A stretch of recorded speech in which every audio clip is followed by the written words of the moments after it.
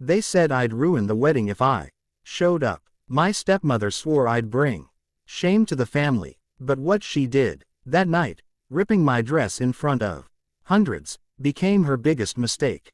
Because the man she tried to humiliate me in front of was the one who owned everything she ripped.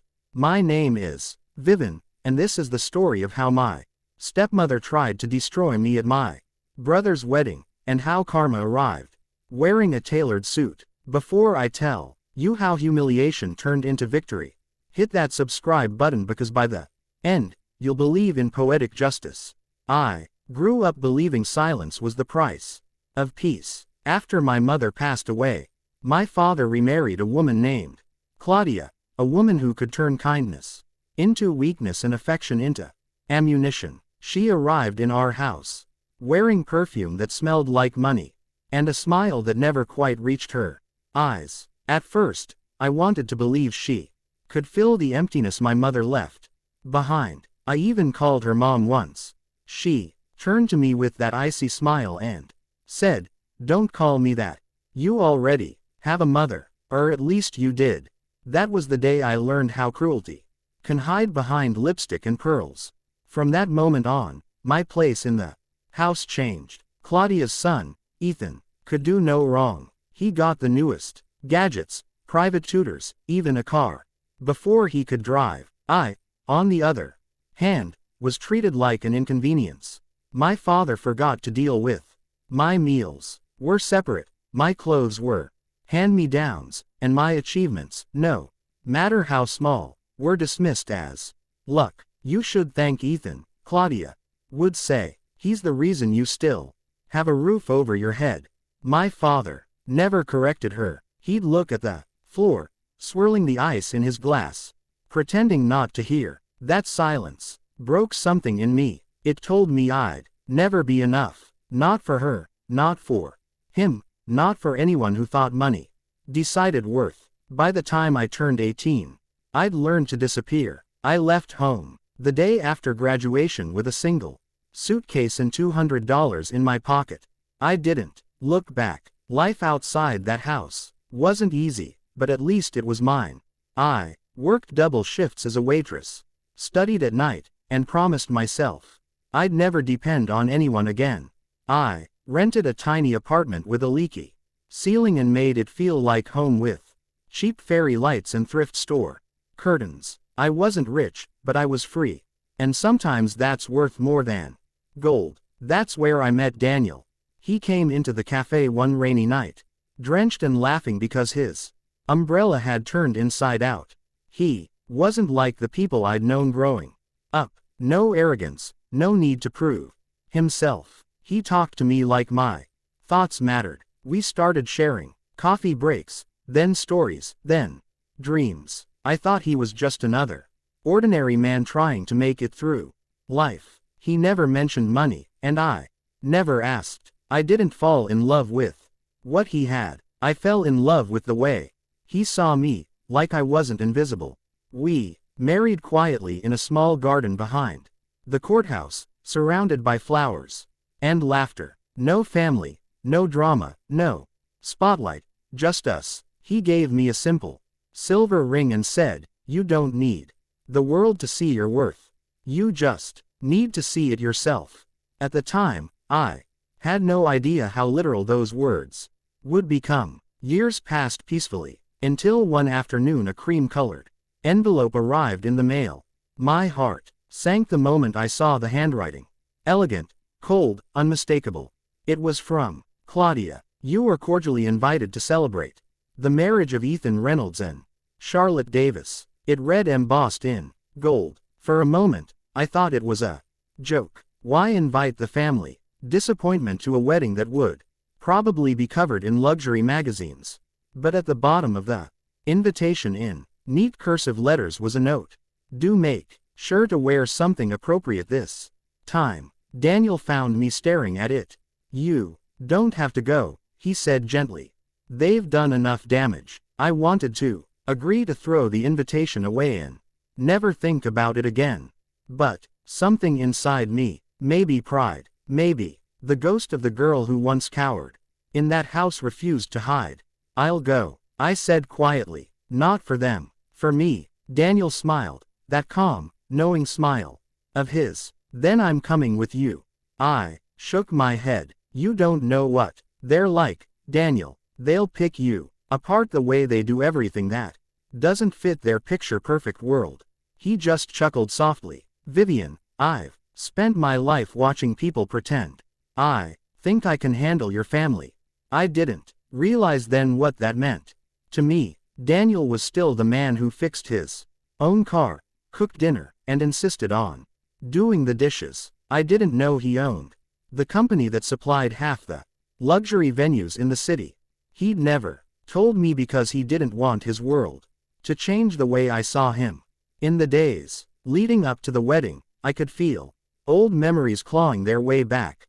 I tried on my dress, a soft shade of peach, with delicate lace along the sleeves, and stared at my reflection.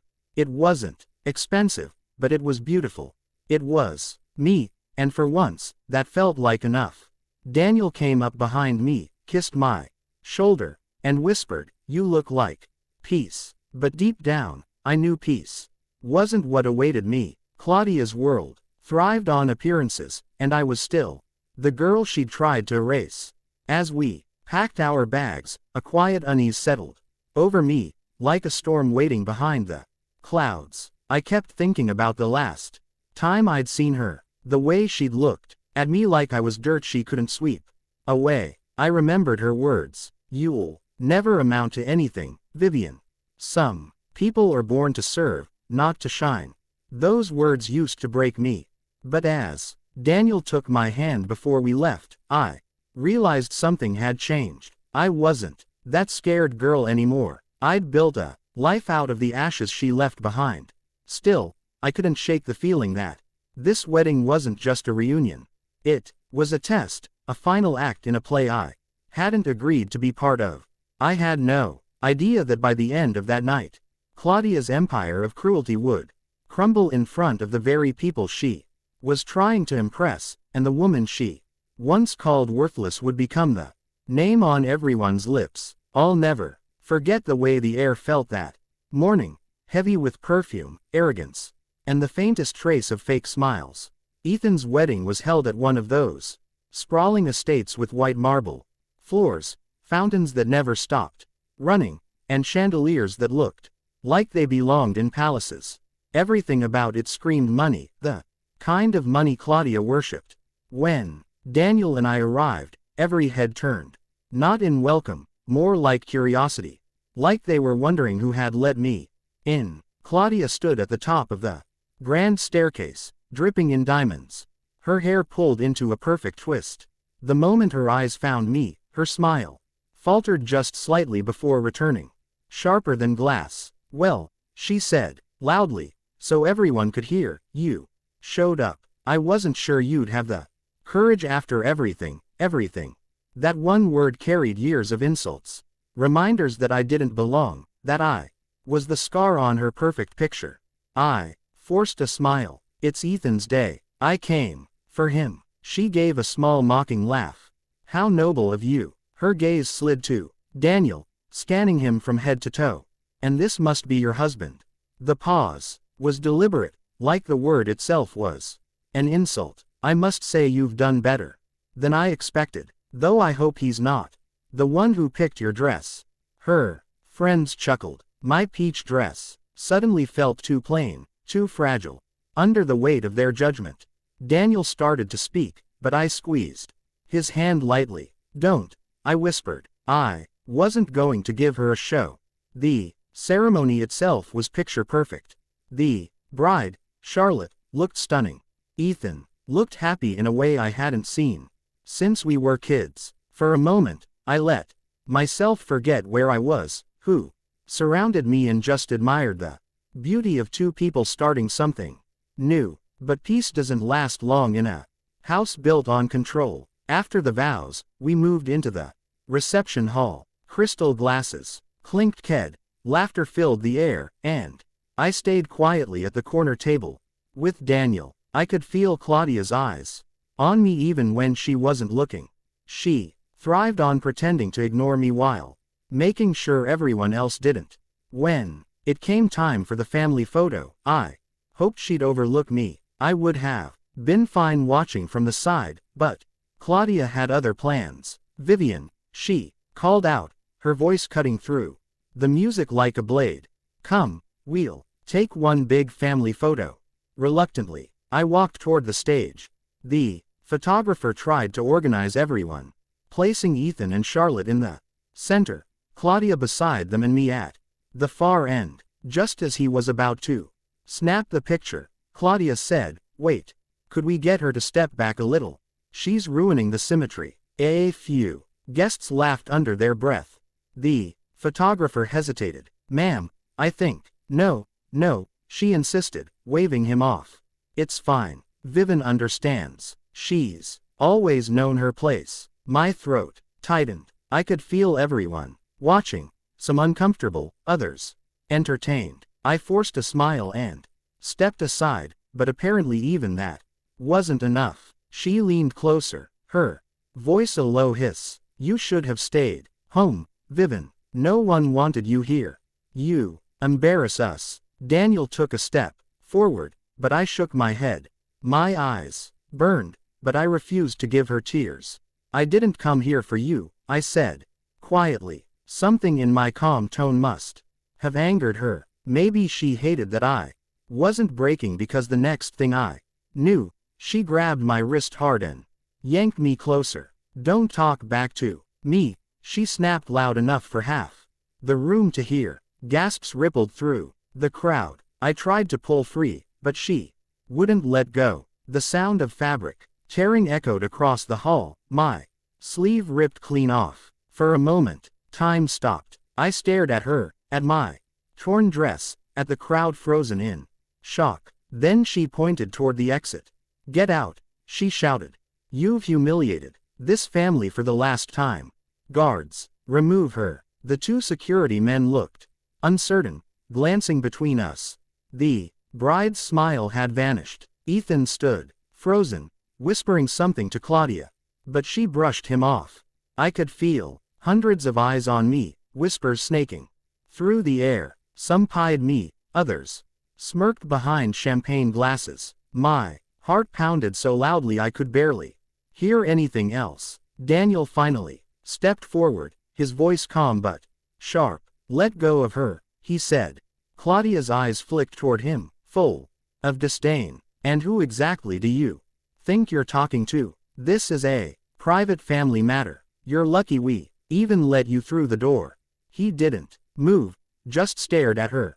"Let her go." For a moment, the silence in that room was unbearable. Then she scoffed and turned to the guards. "Do your job." One of them hesitated. "Ma'am, maybe we should now," she barked. They took a step toward me, and I felt Daniel's hand reach for mine. Before I could speak, a deep voice boomed from the entrance. "Is this how you treat your guests?" Every head turned. The sound of polished shoes echoed across the marble floor. The room shifted, people whispering, the atmosphere changing in an instant. Daniel released my hand and walked forward, his tone steady and cold. "I was told this was a celebration, not a public spectacle." Claudia blinked. "Excuse me, who do you think you are to speak to me that way?"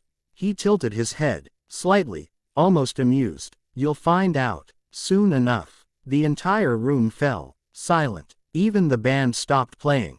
And for the first time since I was a child, I saw fear flicker across Claudia's perfectly made UP face, because something told me this wasn't just my moment of humiliation anymore. It was the beginning of hers. For a moment, nobody moved. The entire room froze in that uneasy silence that comes right before a storm. I could still feel the torn fabric clinging to my arm, my heart pounding in my chest, my dignity hanging by a thread. Claudia stood with her chin high, confident that she'd won again, that she'd finally put me back in my place. But then Daniel spoke, his tone low, even, and terrifyingly calm.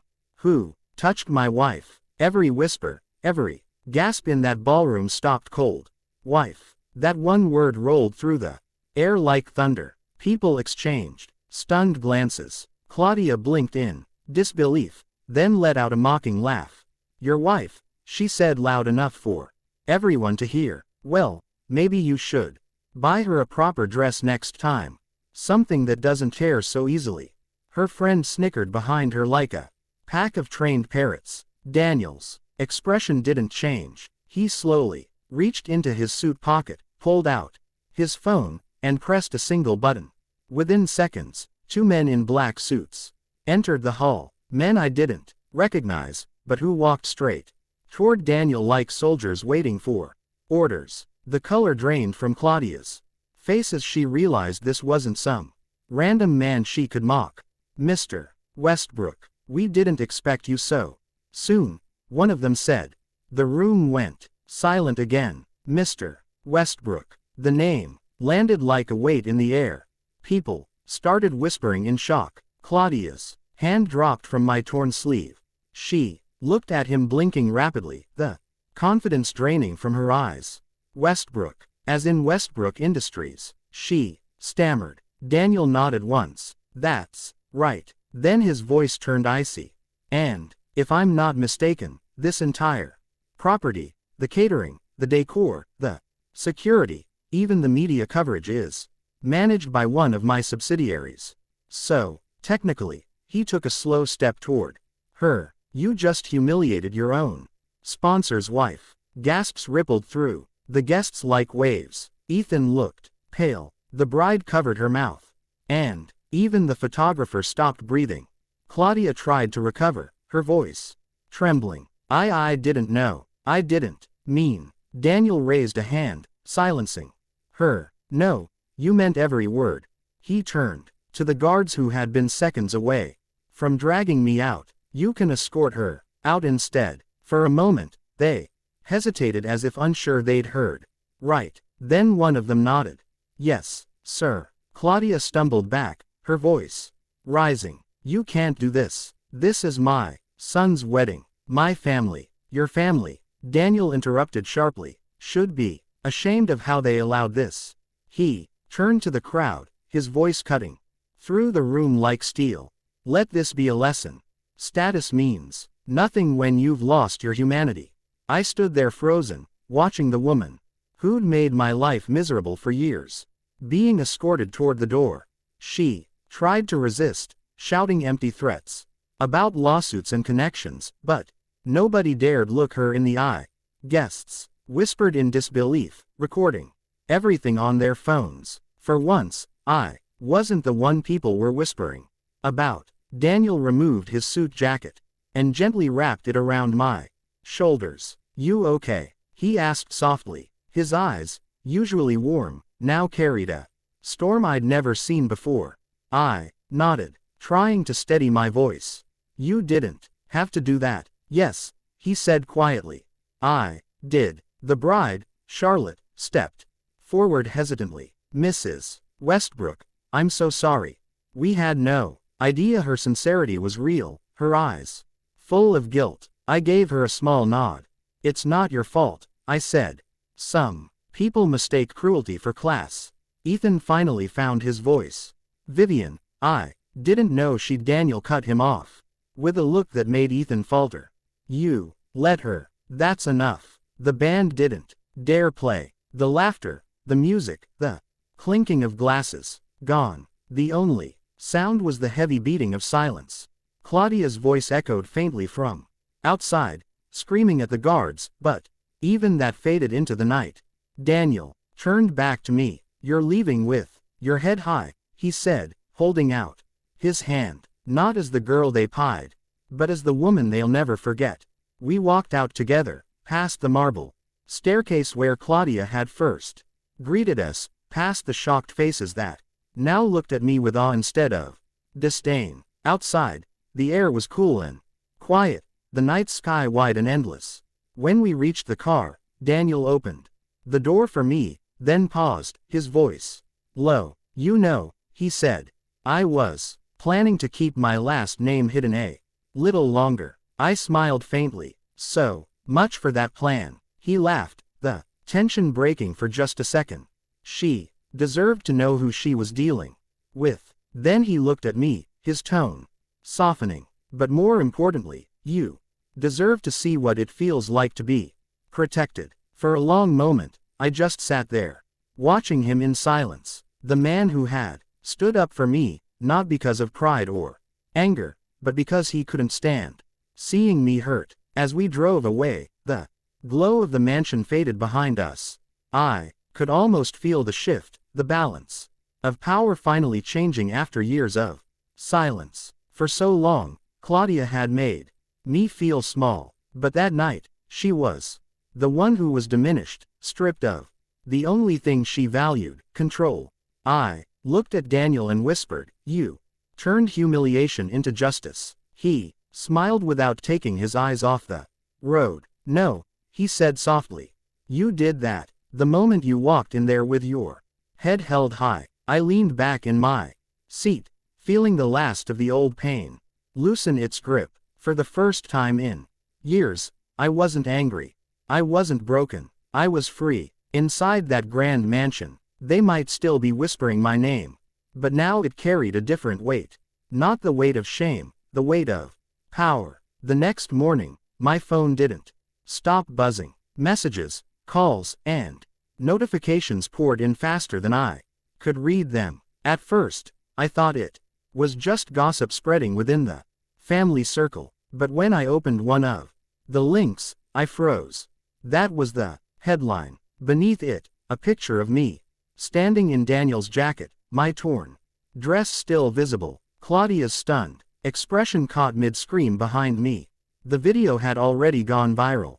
Millions of people were commenting, sharing, dissecting every second of that moment. Some called it karma, others called it bravery, but all I could think was how strange it felt to finally be seen. For years, Claudia made me invisible. Now the world was watching her downfall. By noon, my father showed up at our apartment. He looked older, smaller somehow, like the weight of silence had finally caught up to him.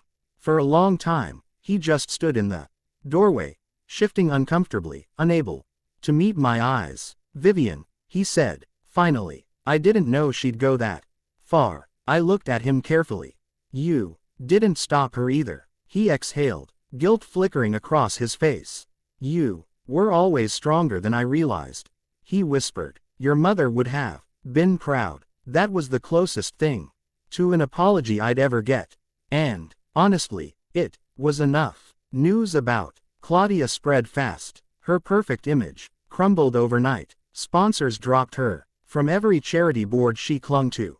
Clients canceled partnerships, afraid to be associated with the woman who humiliated a billionaire's wife on camera. Her social circle, the same people who used to laugh at her jokes, suddenly disappeared. I didn't celebrate her downfall. I didn't need to. Life had already done that for me. Ethan reached out a few days later. When I saw his name flash on my phone, I hesitated before answering. "Vivian," he said, quietly, "I just wanted to say I'm sorry. I didn't know she planned any of that." I sighed. "You didn't stop her either." He was silent for a long moment. "I know. I should have, but you didn't deserve it." None of it. I believed him. Ethan had always been kind in his own quiet way, just too scared to stand up to her. "Take care of your wife," I said softly, before hanging up. "Don't let her become your mother." After that, I didn't hear from them again. T.